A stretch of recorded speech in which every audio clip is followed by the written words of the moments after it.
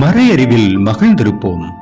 நலாயன் இயேசுவில் பிரியமானவர்களே, கடவுளிடம் அன்பு செலுத்துவதாக சொல்லிக்கொண்டு தம் சகோதரர் சகோதரிகளை வெறுப்போர் பொய்யர். தம் கண்முன்னேயுள்ள சகோதரர் சகோதரிகளிடம் அன்பு செலுத்தாதோர் கண்ணுக்கு புலப்படாத கடவுளிடம் அன்பு செலுத்த முடியாது. 1 யோவான் 4:20.